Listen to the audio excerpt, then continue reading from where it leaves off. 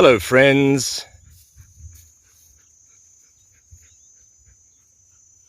I hope you're staying safe out there. The puppies have enjoyed themselves having a great swim at the reserve swimming pool, and now we're going off to see our friends who I enjoy calling the Lovely Little Lawnmowers, and they're back today. They've moved on to the recently harvested lucern sealed field. Try say that fast. And here we have all the recently raked lucern ready to be baled over the next few days once it dries out sufficiently. And it really is just a perfect day here. A very light breeze, a few clouds cheekily scudding over the great black mountain range to the north, die Groot Swartberge. The wind pump is turning lazily, as you can see, that very, very, very faint whisper of air. And then the bush thermometers, that I like to call them, the cicadas, have started to protest as the heat starts to climb past 30 degrees centigrade. Our puppies are waiting for the barbecue chicken. We're gonna have a nice little braai. I already told them, so they're just taking up residence over there, conserving energy, being sensible. Just love these cobalt blue skies. Absolutely incredible. And they are keeping themselves very busy today, munching away over there. Let's go have a closer look at these beautiful bovines.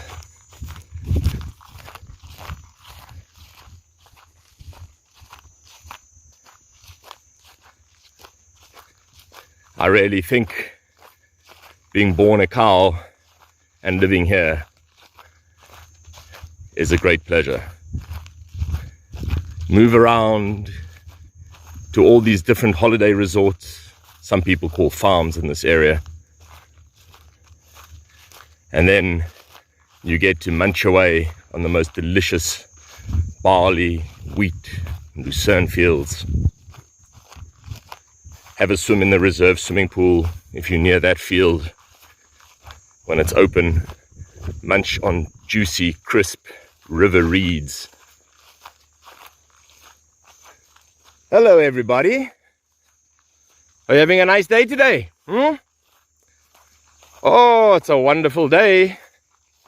Some of the youngsters here. It's one of my favorite things, watching them run around, especially just before sunset. They get very, very excited. They run and they jump and they kick. It's just fantastic to see. Hello, my friend. How are you today? That's nice. Everybody here knows who everybody else is, including myself and the dogs. But the dogs know to keep a distance, and I encourage them to do so because, of course, they are perceived to be predators, which they are.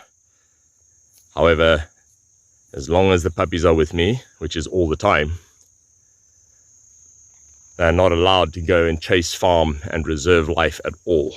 So they're very, very well behaved, waiting patiently for me over there. I see there are quite a few clouds building up on the Outeniqua mountain range to the south today.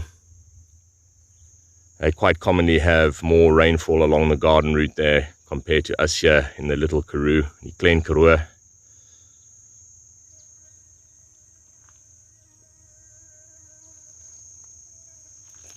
A few flies are joining in the chorus with the cicadas, singing along.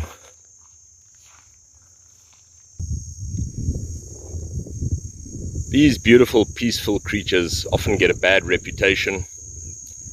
Quite commonly, people I've spoken to have had a run-in with them, especially when they were children, coming across these cattle in a field, and then the cattle have been territorial. Quite often they're just curious. They'll come up and then people will get a fright, and this can lead to the cattle getting disturbed and possibly chasing them out of the field. But most of the time, they're just very peaceful, they're curious. And of course, they get to know various sounds and recognize various people as well in the area. Hand gestures, just like the meerkats and the mongooses. And I've got various sounds that I like to use with them as well, including, of course, my meerkat call. It has the same effect with meerkats and mongooses, banded mongooses, cats, dogs, cattle, because it lets them know where you are at all times. Even if they cannot see you, they can hear you. It lets them know you're not trying to be a stealthy predator and creep up on them.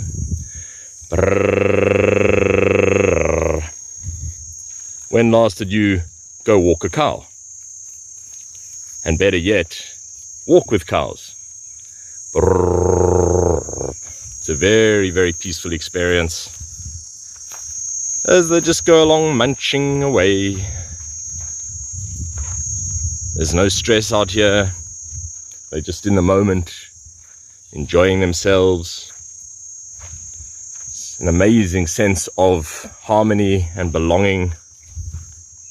And of course, everybody knows everybody else.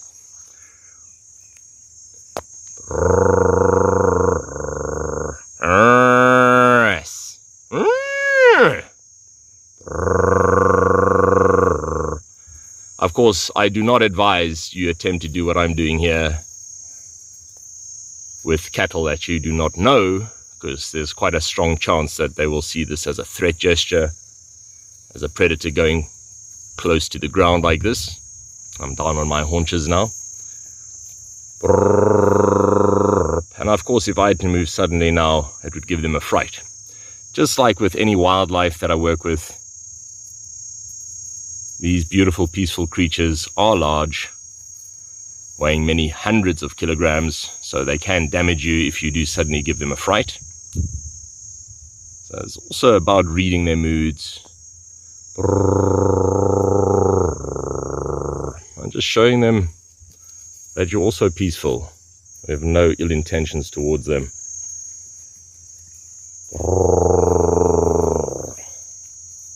We're just here to join them on a casual walk through the field. We're all enjoying that vitamin D-licious, as I like to call it. Sunshine D.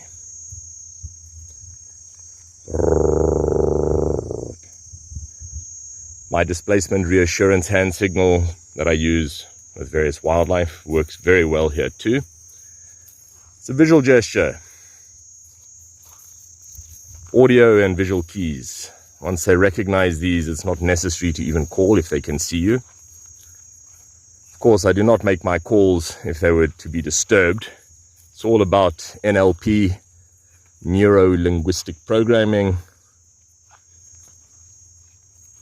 as my psychologist friends refer to it as. Associative learning, positive and negative reinforcement. My wonderful, incredibly obedient puppies are remaining a respectful distance where I left them, with instructions to stay there and just enjoy relaxing until we get back later for their lunch. It's fascinating to see what the herd structure is like.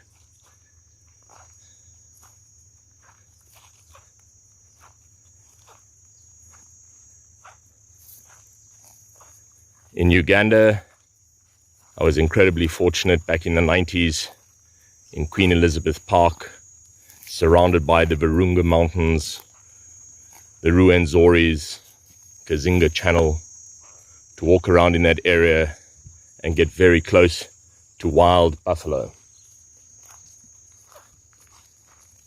Tragically, again, those beautiful creatures can have a bad reputation. And here we're coming up to the big man. You definitely want to make sure you are on his good side. And as you can see, some of my friends are following very closely. Let's see what happens if I just stay here without showing any threat gestures. This is for anybody who might have a fear of these incredible, beautiful, peaceful creatures. It's all about reading them and understanding that they are not here to attack us.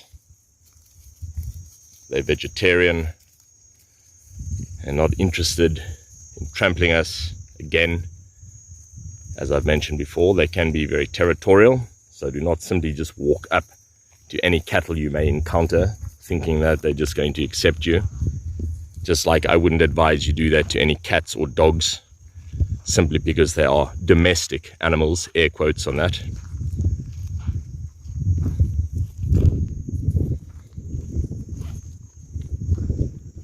Thor, you are a magnificent man. Look at you. Yes, mark your territory there. You are a very, very lucky man. Look at all these beautiful friends you have around you. Magnificent. There's something that people can learn more about when they see cattle. Look at this incredible, sensitive, caring behavior from this massive leader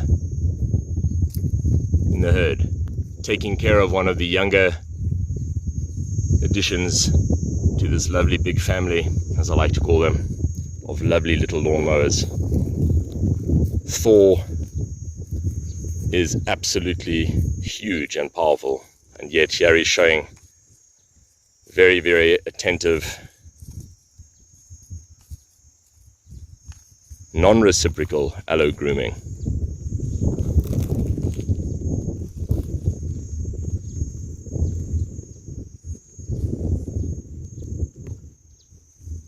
Of course, my objective here is not to interfere, keeping a respectful distance of a few meters, just to let him know, firstly, I do not want to get on his bad side, ever. That would be a bad career move for me.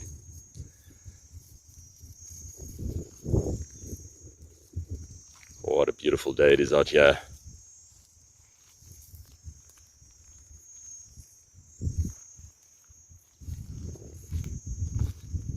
Cow walker. You get dog walkers. I wonder how many people have come up with the strange notion of that. Oh, I'm just going to go out and walk my cow.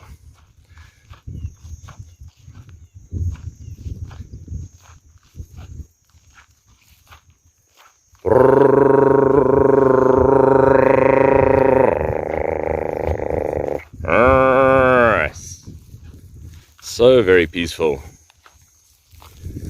Alright.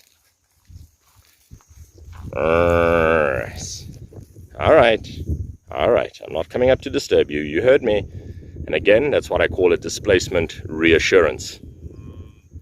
Looking at me, displacement from the behavior that she was busy with, and then a reassurance with recognition. Now, each individual, just like with Meerkats and Mongooses, has a different tolerance level and recognition level. So it is important to treat them as individuals with their own characteristic behaviors, because that's exactly the case. Each one of them has a different level of tolerance towards various things based on their life experiences. Some of them will become a lot more tolerant of your presence a lot sooner than others. Others definitely require more patience and a lot more attentiveness in order not to scare them, because you're building a relationship with every single individual within the herd. And if one of them decides that you're a threat, they will relay that message to everybody. Yeah, even invisible to our senses. Pheromones will be released. They will also change their behaviors, their postures, their sounds. So if you're not careful, your associations can trigger a herd-wide negative association, and you can lose that trust very quickly.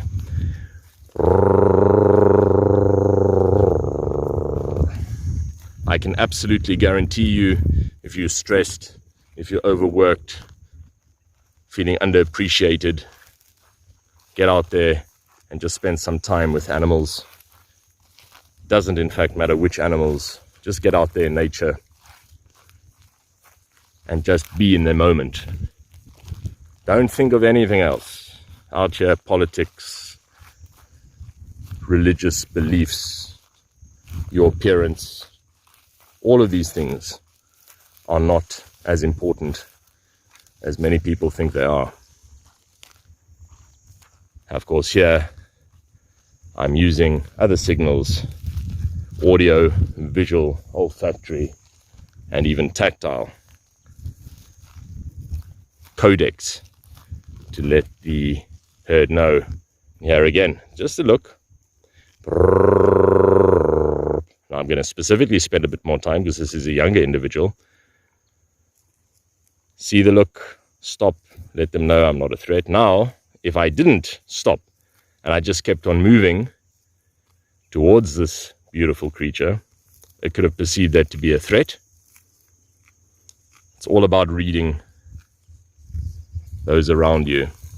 And I do believe that these skills can apply to everyone else in human society as well.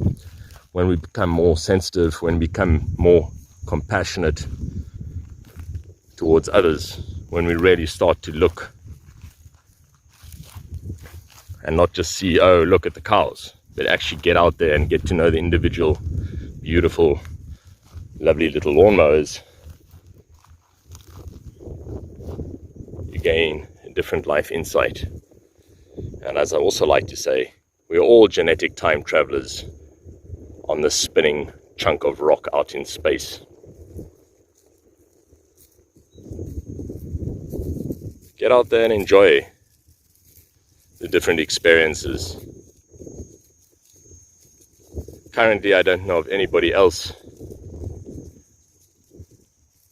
who just goes out and deliberately spends their free time walking around with cows.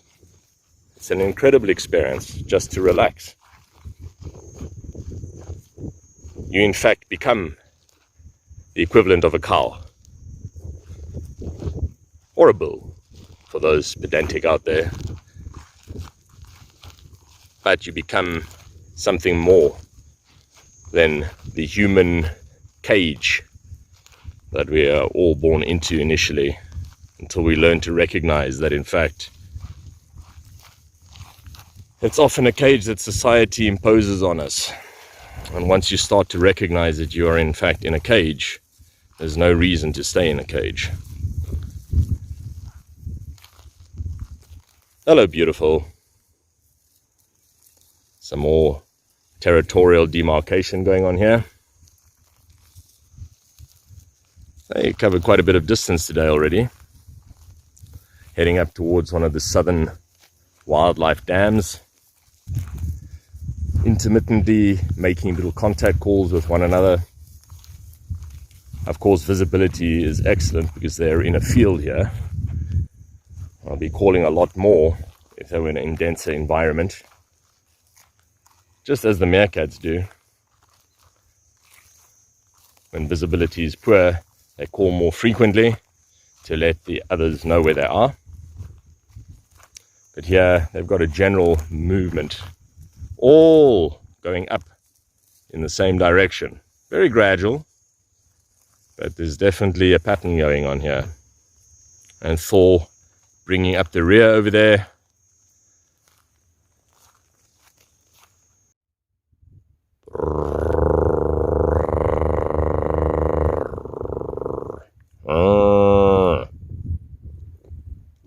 Busy building a relationship here with one of the newer herd individuals. I never try rush first contact. It's a bit like horse whispering. You don't approach, you let them approach.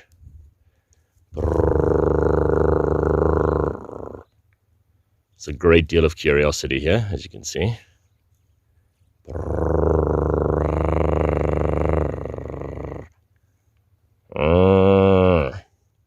Are use my own modified versions of calls, which they've learned to recognize, and younger individuals are learning to recognize. It's just about being peaceful, being in the moment.